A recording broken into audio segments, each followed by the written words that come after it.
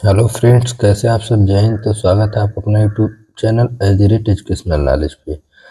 आज हम वो प्रश्न लेकर के आए हैं जो हमारे विगत वर्षों में पूछे गए हैं या आने वाले बोर्ड परीक्षा में पूछे जा सकते हैं। तो अभी हम अति लघुत्तरी और लघुत्तरी प्रश्न को ही केवल सॉल्व कराएंगे। तो आप लोग बड़े ध्यान से इन प्रश्नों को देखिए, नोट करिए और इसे याद करिए, क्योंकि कुछ भी यहाँ छूटने वाला नहीं है। हम लोग धीरे धीरे सारे प्रश्नों को कवर करेंगे। तो आज जो हमारा प्रश्न होगा केवल यह इतिहास से होगा और आप लोग का विस्तृत प्रश्न भी कराया जाएगा। पहले हम लघुत्तरी समाप्त कर लें और अति लघुत्तरी को। पहला हमारा प्रश्न है, मार्टिन लूथर कौन था। तो जानते हैं मार्टिन लूथर कौन था। आप लोग क्लास में पढ़े भी होंगे, नाम भी सुने होंगे। मार्टिन लूथर एक जर्मन धर्मशास्त्री, प्रोफेसर, पादरी और चर्च सुधारक था। ईसाई ईसाई इतिहास के सबसे महत्वपूर्ण लोगों में से एक माने जाने वाले लूथर ने प्रोटेस्ट सुधार की शुरुआत की थी, अर्थात यह क्या था, समाज सुधारक था। इतना बात आप लोग ध्यान रखेंगे। अगला जो हमारा प्रश्न है, भारत में पहली जूट मिल कहाँ स्थापित हुई। ये क्वेश्चन कई बार पूछा है और उम्मीद है कि ये भी प्रश्न आएगा। भारत की पहली जूट मिल एकलैंड मिल, ये उसका नाम है, कोलकाता के पास 1855 में हुगली नदी के किनारे बसे रिसरा, यह स्थान है, रिसरा में स्थापित की गई थी। तो यहाँ से दो चीजें आप लोग, कहाँ स्थापित की गई थी, कोलकाता के रिसरा में। कब? 1855 में। तो इस तरह से अगर आप लोग प्रश्न को देखते चलेंगे, समझते हुए चलेंगे, तो बड़े आसानी से और बहुत ही जल्द याद हो जाएगा। उम्मीद करते हैं कि आप लोग को सारे प्रश्न बहुत स्पष्ट और सरल भाषा में समझ में आ रहे होंगे। गुटेनबर्ग का नाम क्यों प्रसिद्ध है। गुटेनबर्ग, इनका पूरा नाम जोहान्स गुटेनबर्ग है। जोहान्स गुटेनबर्ग को यूरोप में चल प्रकार की छपाई का आविष्कार करने के लिए जाना जाता है। अर्थात गुटेनबर्ग जो प्रिंटिंग, पेपर पे जो प्रिंट यानी शब्दों को छापने की प्रक्रिया है, उसकी इन्होंने ही शुरुआत की थी, गुटेनबर्ग ने ही, अर्थात छपाई के आविष्कारक माने जाते हैं।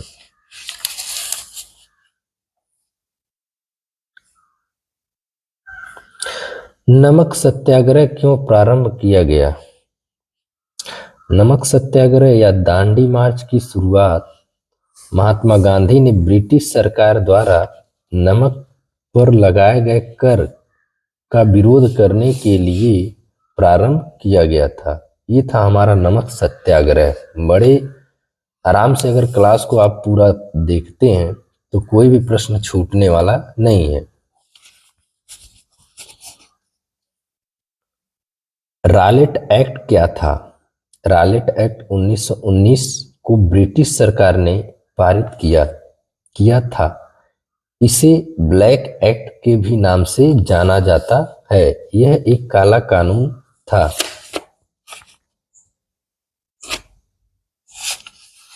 जिसके जरिए सरकार को बिना मुकदमा चलाए किसी भी संदिग्ध व्यक्ति को गिरफ्तार करने और जेल में बंद करने का अधिकार मिल गया था। ये था रॉलेट एक्ट। क्योंकि उस समय देश में कई तरह से लोग आंदोलन और विरोध कर रहे थे, तो इसलिए रॉलेट एक्ट लाया गया था। जो भी संदिग्ध व्यक्ति पकड़ा जाता, बिना मुकदमा उनको 3 साल तक जेल में रखा जाता इस एक्ट के तहत। एक्ट का मतलब होता है कानून। भारत में जाति प्रथा का राजनीति और समाज पर क्या प्रभाव पड़ा। आज भी हमारे राजनीति में जाति प्रथा का या जात को, धर्म को लेकर के बहुत बड़ी राजनीति होती है, आप लोग देखते ही हैं। लेकिन यहाँ प्रश्न का मतलब क्या होगा, क्या उत्तर होगा, उसे देखते हैं।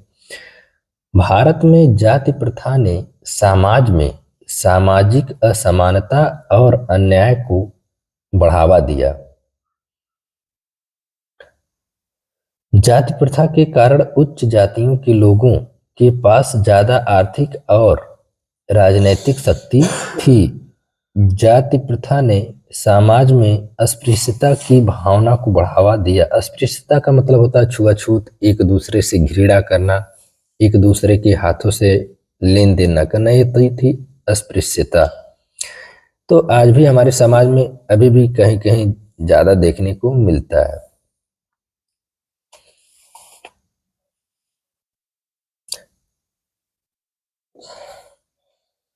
हमारा अगला जो प्रश्न है, जर्मनी के एकीकरण में सबसे महत्वपूर्ण योगदान किसका था? देखिए, ये प्रश्न के जो उत्तर बनाए गए हैं बहुत बड़े इसलिए नहीं बनाए हैं क्योंकि ये अति लघुत्तरी और लघुत्तरी और इससे ज्यादा नहीं लिखना होता है। जर्मन के एकीकरण में ऑटो वान बिस्मार्क की भूमिका सबसे अहम थी। ये नाम याद रखिएगा क्योंकि एकीकरण में बहुत ज्यादा ये पूछता है। बिस्मार्क जर्मन साम्राज्य के पहले चांसलर थे। क्या थे? चांसलर थे। बिस्मार्क को जर्मनी की एकीकरण का मास्टरमाइंड भी माना जाता है। पूना पैक्ट क्या था? किसके हस्ताक्षर हुए? 24 सितंबर 1932 को पुणे की यरवदा जेल में एक समझौता किया गया था और इस समझौता पत्र पर महात्मा गांधी और भीमराव अंबेडकर जी ने हस्ताक्षर किए थे। ये था हमारा पूना पैक्ट, अर्थात महात्मा गांधी और भीमराव अंबेडकर जी के बीच में कुछ सामाजिक मामलों को लेकर के समझौता किया गया था और एक समझौता पत्र लिखा गया। तो उस पत्र पर महात्मा गांधी जी और डॉक्टर भीमराव अंबेडकर जी के हस्ताक्षर किए गए थे। ये हमारा पूना पैक्ट था।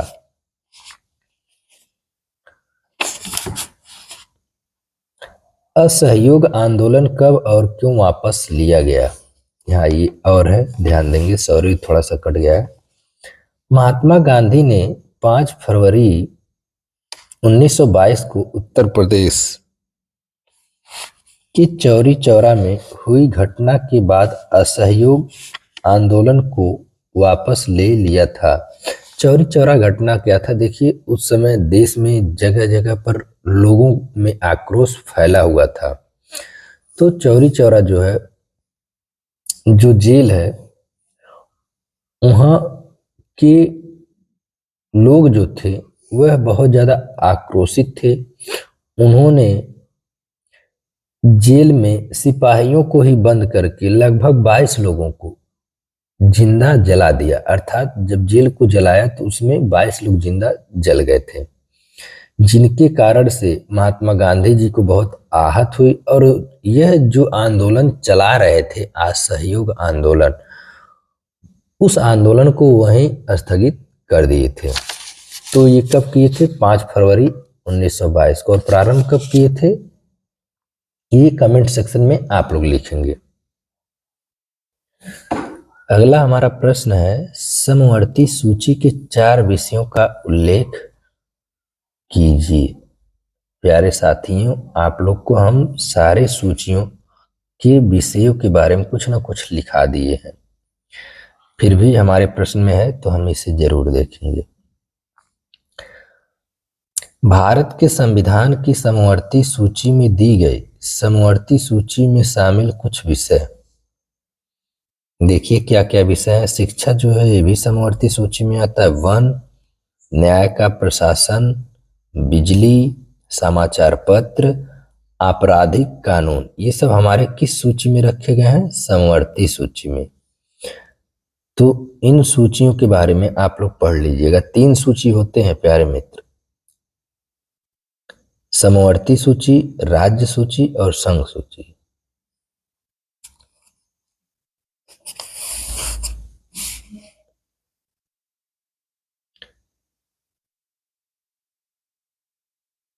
हमारा अगला जो प्रश्न है, वियना कांग्रेस सम्मेलन कब और कहाँ हुआ था?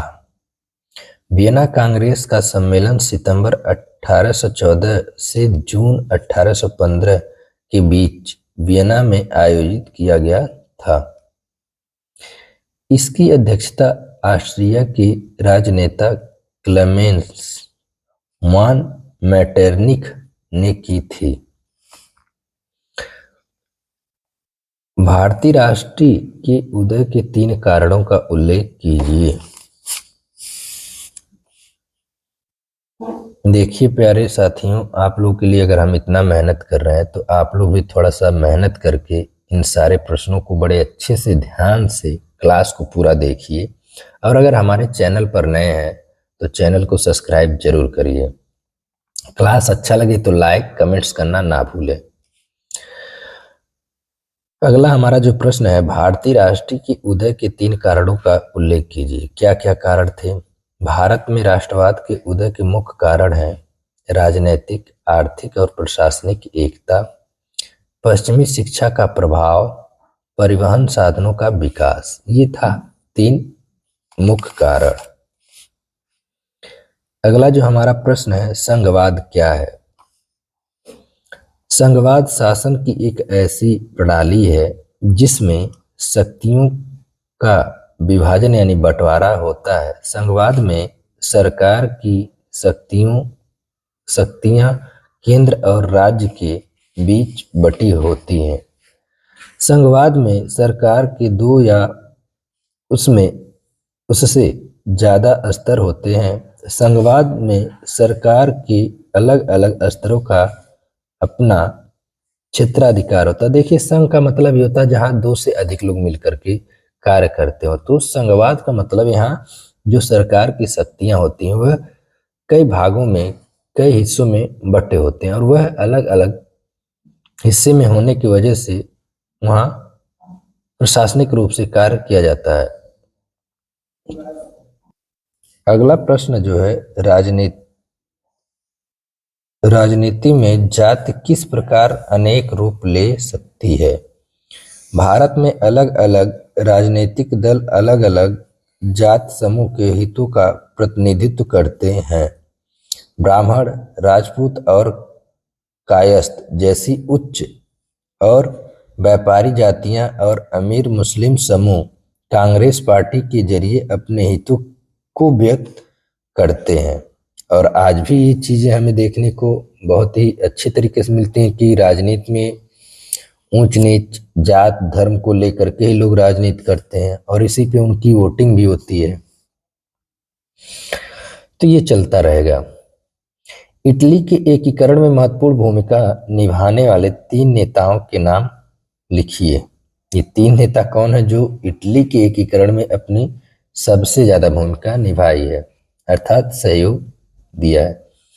इटली के एकीकरण में अहम भूमिका निभाने वाले 3 नेताओं के नाम है Giuseppe Garibaldi, Giuseppe Mazzini, Camillo Cavour. ये 3 नेता थे। तो प्यारे साथियों, आज का क्लास कैसा रहा आप लोग कमेंट सेक्शन में जरूर लिखिए और लाइक शेयर करना ना भूलिए। इस क्लास को पूरा देखिए। आने वाले बोर्ड एग्जाम से पहले हम एक एक क्वेश्चन को ढूंढ ढूंढ करके कराएंगे और ये आप लोगों से वादा है कि कुछ भी आपका छूटेगा नहीं। सोशल साइंस से आप लोग निश्चिंत रहिए और क्लास को अच्छे से देखिए। हो सके तो एक नोट्स बना लीजिए, केवल प्रश्न उत्तर और जो भी हमारे द्वारा प्रश्न कराए जा रहे हैं उसको नोट करते रहिए। चैनल पर अगर नए हैं तो सब्सक्राइब जरूर करिए और चैनल को ज़्यादा से ज़्यादा शेयर करिए, क्योंकि देखिए अभी हम स्टार्ट किए हैं और आप ही लोग के स्नेह प्यार से हम यहाँ तक पहुँचे हैं। तो ये आप ही लोग की सहयोग से हमारा चैनल आगे प्रमोट हो सकता है और उसमें आप ही लोग का सबसे बड़ा योगदान है। हम तो बस एक माध्यम है। धन्यवाद।